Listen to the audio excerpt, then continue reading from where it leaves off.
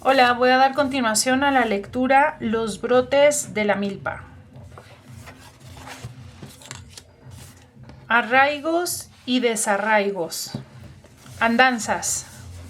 Hay quienes llegaron un día y abrazaron por milenios el territorio en el que fueron quedando los restos de sus antepasados. Así pudieron proteger los huesos y así fueron ellos protegidos por la fuerza que de los huesos irradiaba.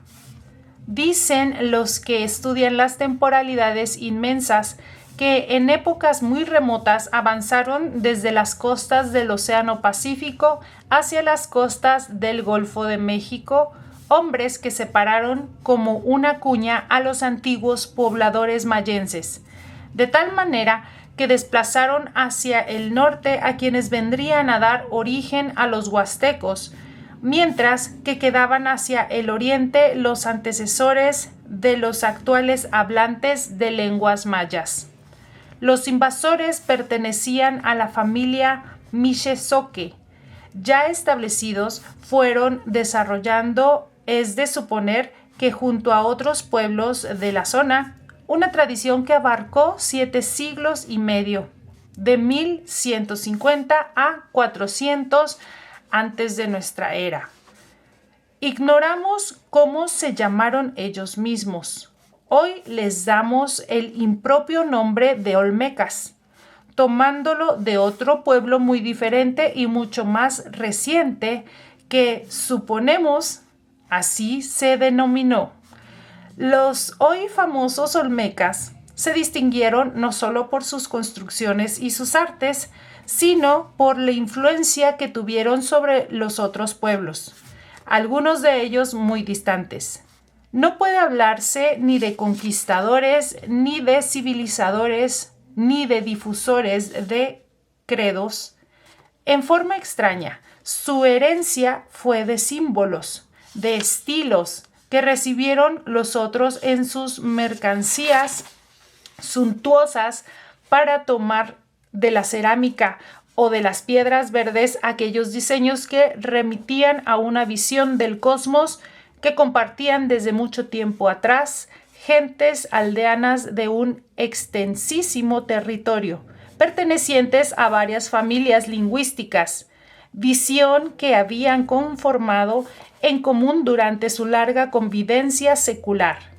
Los diseños olmecas generalmente eran sintéticos, representaban la superficie de la Tierra, el axis mundi, los 4 árboles sustentantes del cielo, la hendidura central en forma de V de donde brota majestuosa la planta del maíz, la boca de la cueva por la que se derraman las riquezas subterráneas de los dioses y otros muchos símbolos, pero sobre todo eran diseños que refrendaban un orden cósmico en el cual hacían descansar su poder los florecientes linajes gobernantes. Como todo en la historia, declinó la influencia olmeca, pero no por ello dejaron de aparecer en su territorio, entre sus descendientes, los llamados epiolmecas por algunos investigadores, testimonios de sistemas innovadores, formas avanzadas de medir el tiempo, de registrar los números, de representar palabras, antecedentes todas de las que después harían famosos a los antiguos mayas. Los más probables autores de aquellas transformaciones culturales parecen haber sido hombres de la familia Mixe-Zoque. Una de las ramas de aquella familia, la de los pueblos de lengua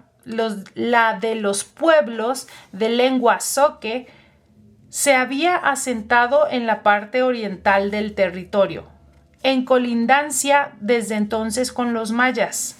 Formaron núcleos de población dispersa, vinculados por centros político-religiosos. La población zoque quedó distribuida en 3 grandes regiones, ahora pertenecientes a los estados mexicanos de Chiapas, Oaxaca y Tabasco. En forma simplificada puede decirse que son dos vertientes de tierras bajas separadas por la cadena montañosa de Pantepec. La septentrional, en la vertiente del Golfo de México, está caracterizada por sus tierras cálidas y feraces, bien comunicada por sus vías fluviales, productora de cacao. La central, montañosa y barrancosa región de la Sierra de Pantepec, con comunidades que se sitúan entre los 1000 y 1500 metros de altura, es la más aislada. Fue tradicionalmente la postergada debido a la incomunicabilidad de su quebrado relieve.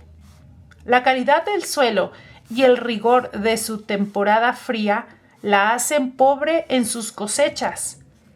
En la antigüedad era productora de alfarería, tejidos de fibras duras, grana, cochinilla silvestre y topacio amarillo. Estos dos últimos muy apetecidos en el comercio. La meridional es el descenso a la depresión chiapaneca, con poblaciones entre 500 y 700 metros sobre el nivel del mar. Región calurosa de ricos suelos de aluvión y grandes cosechas, muchas de las cuales se comerciaban por las aguas del caudaloso Grijalba. Separados de este territorio, los zoques de Chimalapas o zoques chimas ocupan los lluviosos e irrigados territorios oaxaqueños que van de la costa del Océano Pacífico a los macizos montañosos de la Sierra Atravesada. Hombres cuya cultura ha sido muy influida por la tradición zapoteca, dominante en la región. Pese a su ocupación milenaria, los zoques también han sufrido movilizaciones poblacionales de consideración. Antes de la invasión europea, por ejemplo, fueron desplazados de parte de su territorio por los mexicas, que a fines del siglo XV y a principios del siglo XVI invadieron del norte de Tabasco al Soconusco. Desde principios de la colonización europea, los zoques sufrieron sus efectos en la mengua de su población y en la migración hacia la selva. Mucho se debió al trato inhumano de los nuevos señores de la tierra. El dominio español tuvo aspectos terribles. Pedro de Guzmán, alcalde de la villa de Coatzacoalcos, erró a los indígenas para repartirlos como esclavos entre sus allegados. Algunos eclesiásticos tenían en sus casas 2 o 3 cepos, en cada uno de los cuales aprisionaban a 2 indios para enseñarles la doctrina cristiana con los golpes del rebenque. Los malos tratos a los zoques se prolongaron a lo largo de la colonia, pero la situación de marginación, de pobreza y de injusticia continúa hasta nuestros días. En tiempos recientes, sobre todo desde las primeras décadas del siglo XX, los zoques han buscado mejorar sus condiciones económicas migrando, como muchos otros pueblos indígenas, para ingresar en el mercado de fuerza de trabajo, incorporándose a quienes sufren el desarraigo en las grandes ciudades de México o tras los aleatorios viajes a Estados Unidos en territorio extranjero. En México, Guadalajara fue una de las metas de familias zoques a partir de la década de 1960, mientras que Boston, Massachusetts, lo fue en territorio estadounidense.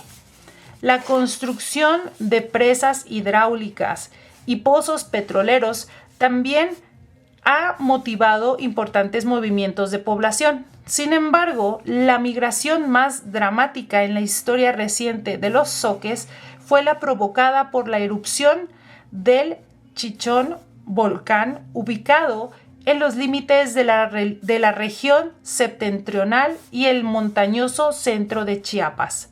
La tragedia afectó profundamente a los pobladores de la zona, en especial a los de los municipios de Francisco León y Chapultenango a partir de la noche del 28 de marzo de 1982. Los testigos hablan de anuncios previos de la tragedia.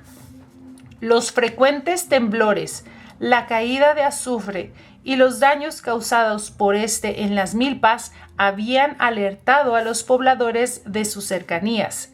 Sin embargo, en el momento mismo de la erupción, las autoridades no habían tomado ninguna medida precautoria. Las descargas eléctricas alumbraban el cielo. El humo negro y la ceniza ascendieron para ir a caer después sobre las poblaciones atemorizadas. Después vinieron piedras candentes que traspasaban los techos de las casas. Siguió más ceniza y arena.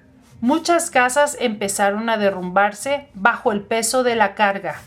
El derrumbe de los techos de las iglesias lanzó fuera a quienes habían creído salvaguardarse en ellas. La población huyó de la furia del volcán, dejando atrás sus bienes materiales. Aún contra las iniciales voces del gobierno que instaban a los pobladores a no abandonar sus tierras.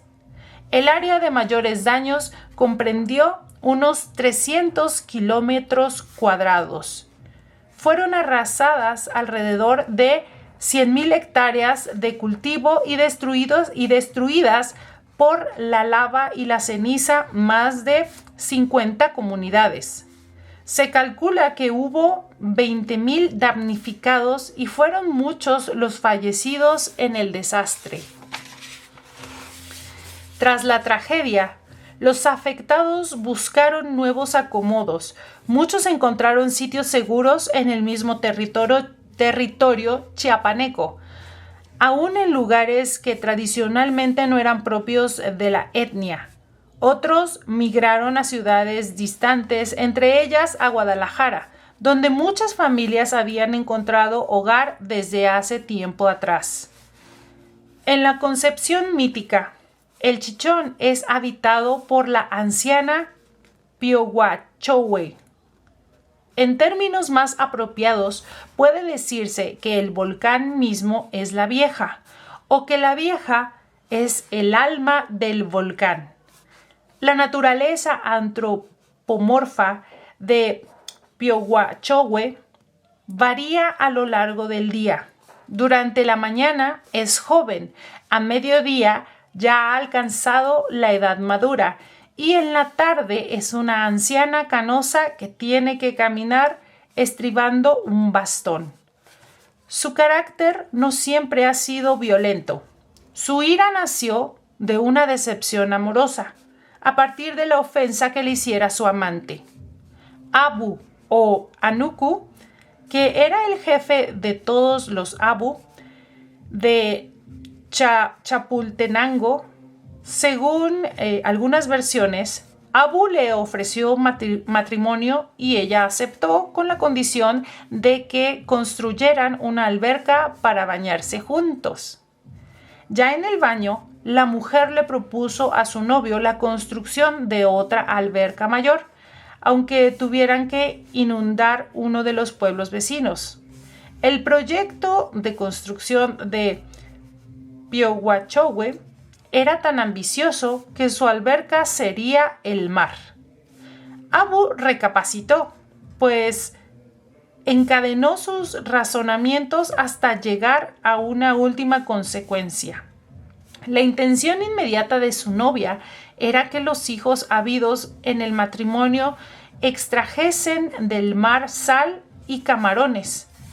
Con ellos, pensó Abu, los hijos se harían ricos y la riqueza los llevaría al abandono del culto a Dios, por lo cual se perderían sus almas. Abu conspiró con los habitantes del pueblo amenazado. Estos llegaron a un acuerdo con las Tuzas y cuando Piaguachowe se estaba bañando, horadaron las paredes de la primera alberca para que fluyeran las aguas hasta dejarla vacía. La vieja, al sufrir la vergüenza de su desnudez, maldijo a la futura descendencia de Abu, dejándoles como herencia un árbol de escobas para que vivieran de las escasas ganancias que producían su fabricación y venta. Después, en su furia, rompió el chichón para inundar su alrededor con ardiente lava y se fue a Guatemala para seguir morando en los volcanes. Otras versiones describen a Piaguachowe como un ser terrible, con el cuerpo cubierto de escamas. Hay quien la asimila a la figura fantasmal de Naguayomo, la mujer mala o mujer de agua, que seduce a los hombres para después emascularlos con su vagina dentada. Bueno, pues hasta aquí dejamos la lectura. Muchas gracias.